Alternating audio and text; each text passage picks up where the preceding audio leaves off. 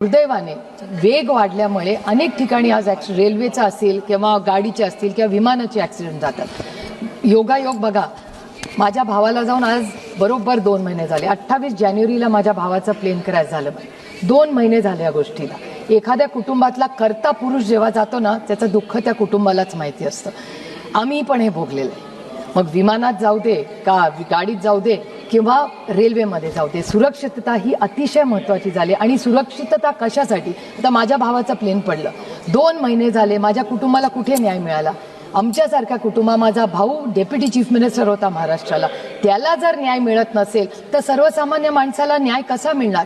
माझ्या भावाचा, मोठ्या भावाचा मुलगा रोहित म्हणजे पक्षांमध्ये केला। आणि मी जाहीरपणे, अरविंदजी इथे बसलेत, अरविंदजींचे, काँग्रेस पक्षाचे, डीएमके, सपा सगळ्या पक्षांनी, मला याच्यात राजकारण आणायचं नाही, पण एक FIR करायला रोहित पवारला जंग करावी लागली। आमच्या राज्यांनी तर महाराष्ट्रात घेतलाच नाही, पण अनेक राज्यांमध्ये जाऊन त्यांनी विनवण्या केल्या की FIR करा आणि आमच्या काकाला म्हणजे अजित पवारांना न्याय मिळू द्या। एक FIR करायला एवढी अडचण, आणि जर या देशाचे डेप्युटी चीफ मिनिस्टरची जेव्हा एवढा मोठा ऍक्सिडेंट होतो त्याचा FIR होत नाही तर सामान्य माणसांनी जायचं कुठे?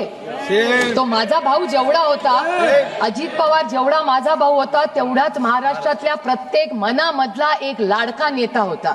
तर आज एवढ्या मोठ्या नेत्याचा एवढा मोठा ऍक्सिडेंट झाल्यावर इन्क्वायरी व्हायला नको? माझी विनम्र हात जोडून महाराष्ट्र आणि भारत सरकारच्या एवढीच विनंती आहे की पारदर्शक इन्क्वायरी व्हावी सगळ्याच ऍक्सिडेंटची।